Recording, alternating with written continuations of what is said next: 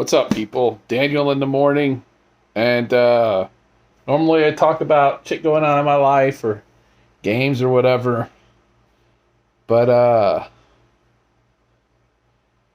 let's talk about this fucking shooting. And it's not the shooting, because terrible people do terrible things all the effing time. Two parts of this is one.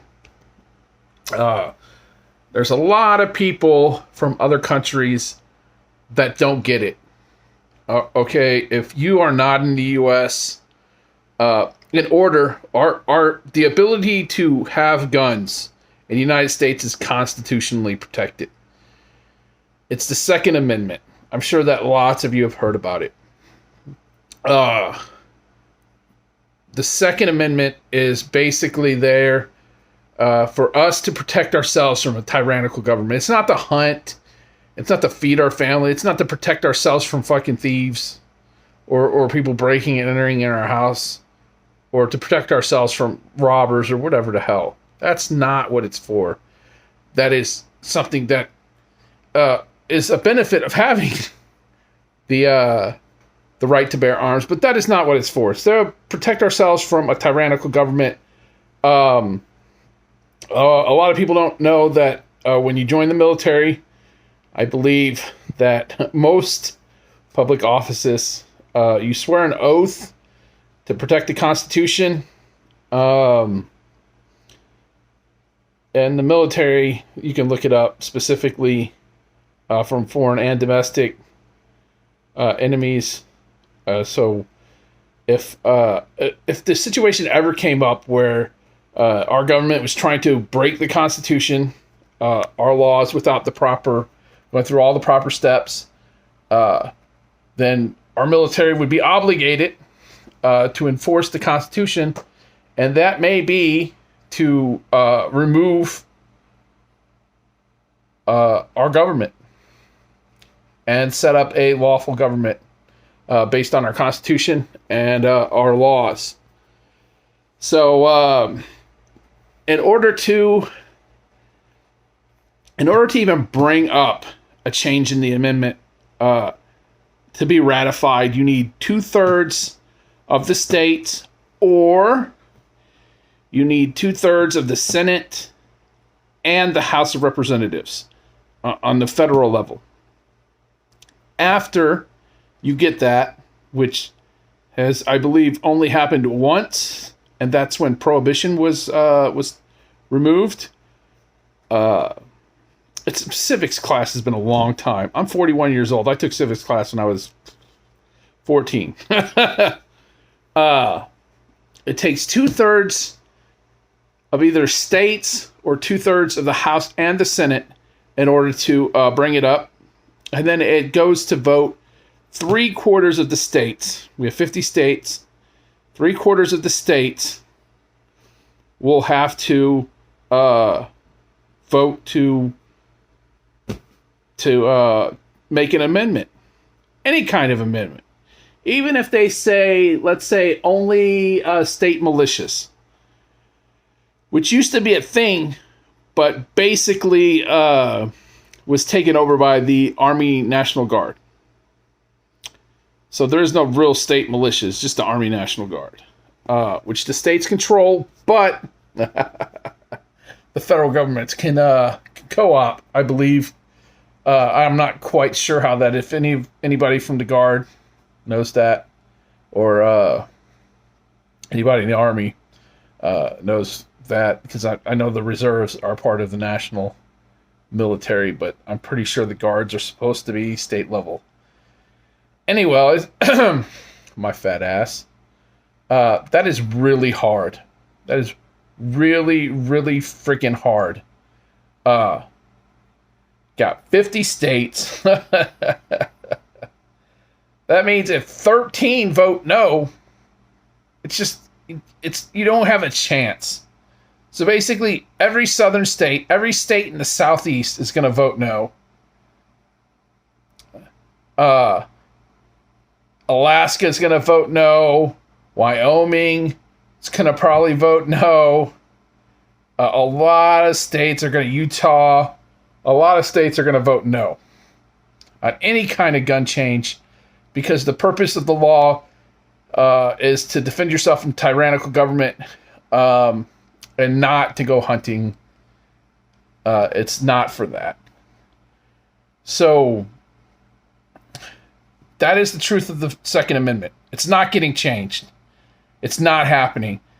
Stop saying we need to do that. It's not going to happen. We have rules in place to stop that. If they can somehow change the Second Amendment, that means that we've crossed a line.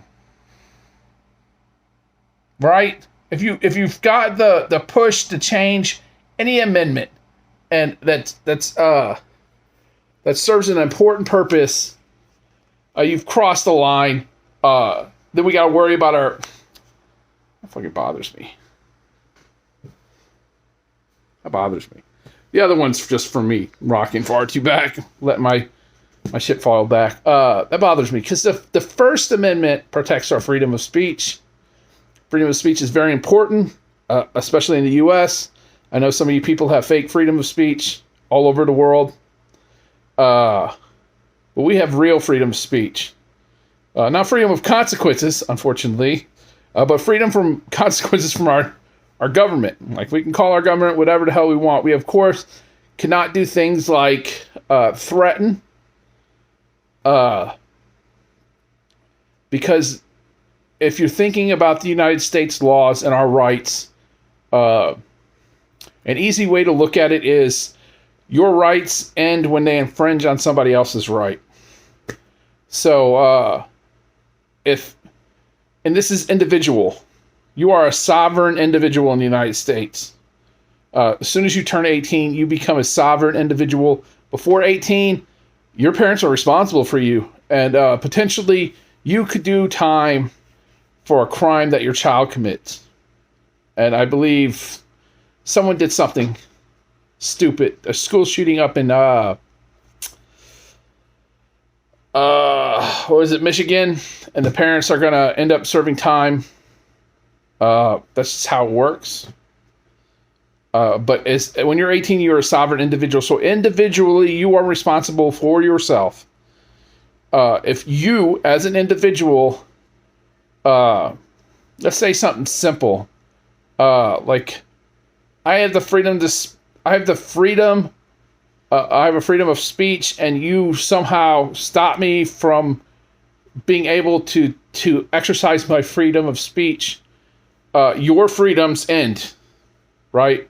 This has happened when people were trying to have a conversation in a public space, and groups of individuals, some from the government, tried to stop it.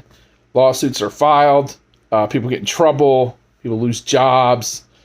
And the negative is when you sue your own government, is you're suing yourself, right? You're suing yourself. They're paying money to hire lawyers and all this other bullshit. And who's paying for that? You are. You're paying for that. But it's important that we recognize that you're not allowed to take someone's freedom away from them. So basically, if you think of that, so you have the right to live, of course. So when you try to infringe on that right, your right ends. That's why if someone breaks into your house, you can kill them in almost every state. In fact, in many states, if you don't kill them and you only injure them, they can sue you. So if someone breaks into your house in the United States and you are afraid for your life, you always aim to kill, never aim to maim.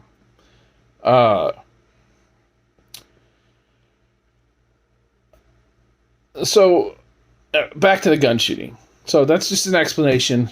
It's a dirty, super oversimplification of all this shit. So, I see a lot of people that don't understand what a military grade rifle is. Don't ever say that.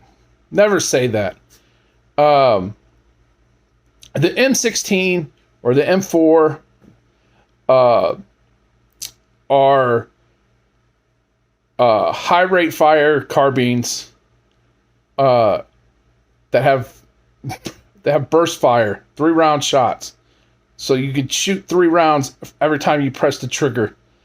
That is a selector switch. That is the most important thing to remember. There's a whole bunch of people that will tell you a whole bunch of stupid things. Remember this, if there's not a selector switch, and a selector switch means that there are multiple selections on the switch. If it doesn't have multiple selections, it's just a safety switch, where you just safety and then fire, right? You have a safety switch. That's what it's called on a regular gun. On a military grade gun, it's a selector switch. All right? So if it doesn't have a selector switch, it's not military. The AR-15, which a lot of people have been using to commit these crimes, is a good weapon. It's a really good weapon. There's no doubt about it. But it's the kind of weapon you can live. Someone shoots you, you can live. If these people, you could tell the kind of twisting in their brains, right? So if I was planning this, I would go a different route. I'm not even going to talk about that, though, because I'm not psycho. I would never do it. But in my head, I think, why would you do it that way? Are you stupid? Right? So in the military grade weapons, you have your basic carbines, right? And here's the funny thing, is we're the only one who uses really 5.56s, which is what the M16 uses. The 22. The actual 5.56 is really bad because when you shoot someone, if it hits a bone, it will bounce around in their fucking body. I'm not familiar with civilian firearms. I've really only shot military firearms using NATO rounds, so I'm not sure if a 22 will do the same thing. But a 7.62 will punch right through you. Right through you.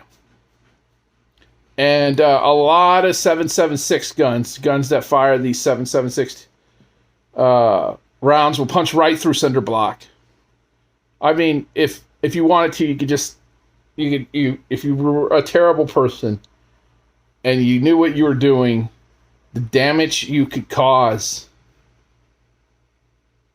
with a few hundred rounds in less than a minute would be staggeringly more damaging than anything any of these people have done. These people are psycho, going in there like morons, right? All it takes is one good person in their way to just stop it at the beginning. But we'll go into that later. So most of them use it. It's a good weapon. It's a pretty good weapon. And that's why it's used. Because if it wasn't that, they'd be using something else, like that Marine did in the bar when he used several pistols. Because, that's what he had. That's what he'd get his hands on. Several pistols. And he did practically as much damage. In a dark place. That was psycho, dude. You don't want fucking trained people to go out like that. We need more mental help, especially for our vets. So there's that. We don't have automatic weapons. You can't buy one. I thought it was still, but I totally forgot. The assault weapon ban is over, but no one sells them. You can't buy them. No one will sell you an assault rifle, weapon. You can't go out. You have to have special license to buy a lot of these things. I know some people that have. You have to get a special license for a lot of this shit. Like silencers, it's like a 3-year. It's not even a silencer. All a silencer is good for is so you don't damage your hearing. That's all it's good for. It's really doesn't really help that much besides that very specific thing.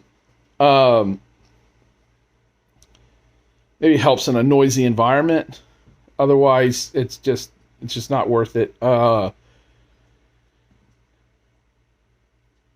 totally lost track. So you got to have special permissions to get a lot of these bigger weapons, like a 240, an M240, which is a heavy machine gun. Well, medium machine gun. The 50 cal is a heavy. And generally, people keep them super locked up. 99.9% of gun owners will keep their stuff securely locked up, except for maybe the gun they use to defend their home. Maybe they have a shotgun, like an easy reach, and maybe a pistol within a drawer that they can get in case of an emergency in their house. And most other people, all their guns are locked into gun cases, or stored away. And if you're going to come up and you're going to bitch about the United States and you don't live here, even if you live here, you got to understand the laws, right? Because you're going to cry about it and you're going to yell at us, especially those of us who support the right to bear arms, which I do.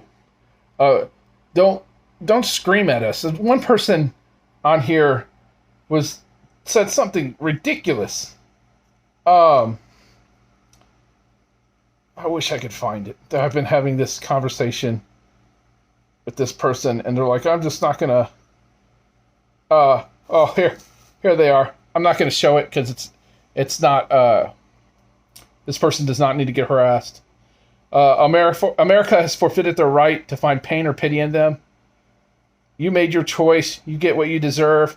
I might gain pleasure if I thought you would learn something from this, but instead I sit in judgment and remind you that you've earned and deserved this fate. For all of you who live in other places, especially Europe, you enjoy the life you live because of the United States. Are we fucked up? Hell yeah. There's all kinds of corruptions in the United States. There's all kinds of problems. But you have what you have because for decades, you didn't need to defend yourself. You didn't need to defend yourself. Britain's got an aircraft carrier they can't man. Are you fucking kidding me? One aircraft carrier. They can't man it. Look, understand this. The current world order, which is going away, is the United States told all of its allies, which is most of Europe, especially Western Europe, that you will help us crush the Soviet Union, which we did. In return, we will defend the oceans for you. And what this allowed is, instead of before World War II, the world traded in ammo. After World War II, the world traded in goods. This allowed countries like India and Pakistan and the Philippines and China, especially China, all of these countries to grow big, to grow strong. Saudi Arabia, all these countries are here and they're able to feed their people and they're able to live fulfilling lives. And I know it's not easy. I know the world effing sucks, dude. I know here in the United States, even our poor people, even our people in poverty who make under $26,000 are fucking magnificently rich compared to a lot of the rest of the world. Live in houses that people couldn't dream of, with air conditioning, with clean running water, with toilets that work. I mean, mostly. You know, and most of us have clean running water. I know some of us don't. You know, But most of us, the vast majority of us, have all the things we need. And if we do not have or can't take care of ourselves, there are tools there for us to use to help. Is our medical system fuck? Yeah, fuck. It's a goddamn mess. It's a fucking mess, and it needs to be fixed. Is there ever going to be free medical? No, there's never going to be free medical. It's never going to happen. Not in the United States. 380 million people. Not in a free market economy, that's for sure. And my greatest fear is to ever not being in a free market economy. You guys live, for the most part, in a much better world because of this fucked up, crazy ass nation. Do we need your pity? No. Do we want it? No. But if by magic you have a solution, fucking share it. We sure can't figure it out for ourselves. Jesus. Thanks a lot, people. And you know what? If you've got a solution or you think of a good plan, fucking tweet it out there. Maybe somebody will see it and pick it up. I know I've screwed myself at work with fucking good ideas before. I'm sure other people have said, oh, well, there's a way we could fix that. How about this? And just in joking, and then 3 weeks later, you're like, oh, why did I say that? Anyways, see you guys later, and relax. Life sucks, man. And school shootings suck, and fucking Chicago sucks, and fucking Illinois, which has stringent gun laws. Under 17, the number one cause of death is gun violence. That's the state of Illinois. You gotta have a fucking FUD card. You get registered with the FUD card. You have to have a FUD card, a special card, to even be able to start. And it can take months to years to get a FUD card. And after you get your FUD card, then you can apply. So you get your first check when you get your FUD card. Then you get another check after you get when you apply to get a weapon. I think some weapons are excluded in like super bad, like a fucking shotgun. I mean, we know. A shotgun a little bit easier to get than, something that's a little bit more high impact. But anyways, it's really hard to get a weapon legal. It's much easier in the state of Illinois to get an illegal weapon. Much, much easier. But that's the way it is. Some places it's really easy. I know Missouri's a constitutional state. A few other states are constitutional carries. But Illinois is not. And I can tell you what, strict gun laws don't help. School violence in Chicago is terrible. Michigan has the same problem, and Detroit. But I never see anybody complain about that. Nobody said anything about the deaths and murders of children in Chicago or in Detroit, and it happens. So many more children die in Chicago and Detroit and places like that than die in all of these school shootings combined. It is a travesty out of this world.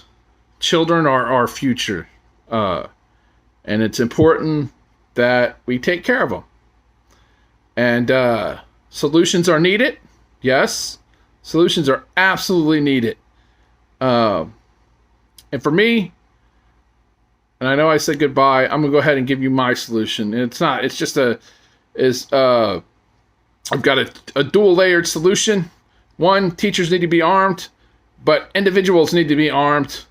But individuals who are incapable of wielding a weapon in a skillful fashion should not be armed with anything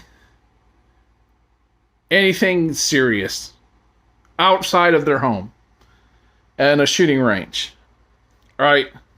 Or hunting, right? Because you're going to use something a little bit stronger to hunt deer than you would use to carry around.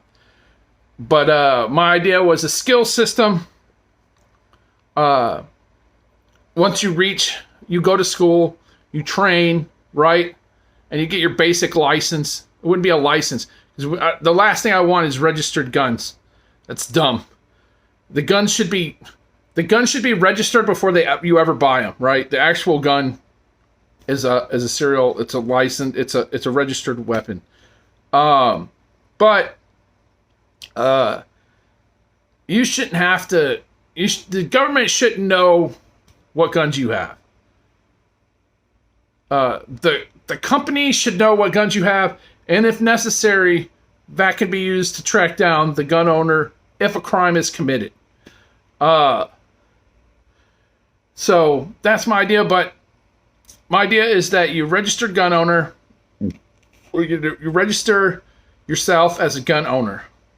Not your guns, but that you are the gun owner. You go to classes.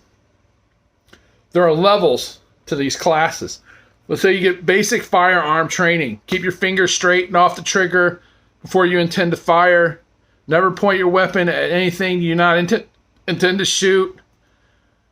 Keep your weapon on safe till you're ready to fire. You know, all these basic things. Keep your weapon pointed towards the ground. Because if you point it towards the air, bullets that shoot up, I don't know if you know this, guys, they come back down. Like simple things, right? Those people are like, all right, now I won't kill myself or another person while holding the gun.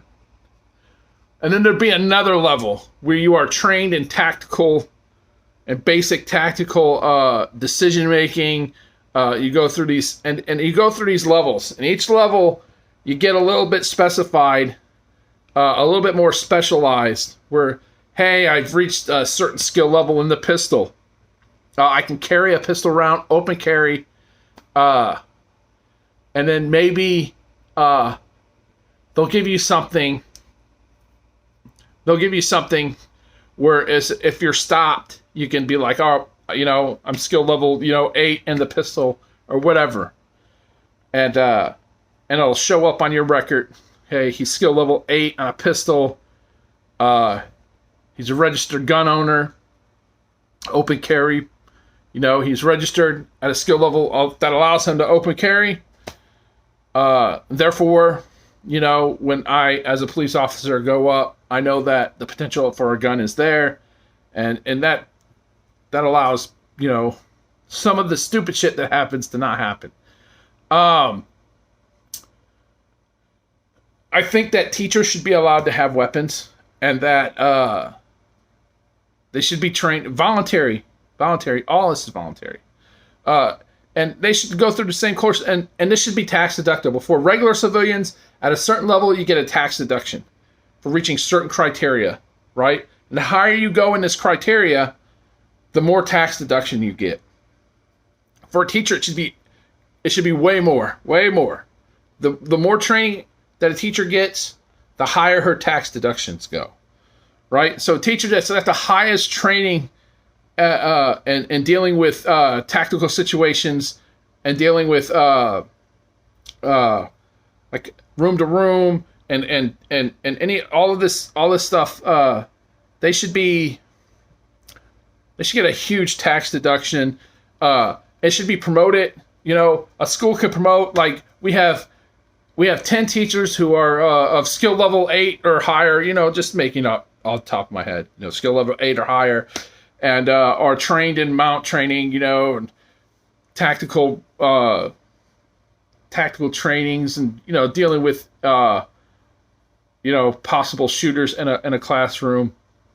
And then that would help. Not only would that help parents feel safer when they bring their kids to school, it changes the school from a soft target to a hard target. All right, I'm going to go and shoot up the school, but he comes up and on the door it says, we have 10 teachers who are skill level 8 or higher as part of the school, and maybe he changes his mind. And if he does it, hopefully somebody in that front office, there's usually like an office right next to the door or close to the door, will be there, and they'll have the ability to make a stop. And here's the thing: if you cannot trust your police officers, you cannot trust the people who are supposed to guard the front door to do their jobs. Your only option is to do it for them. And that's my solution. And this is 30 minutes long, and I'm sorry, guys. Peace out for real this time. Bye.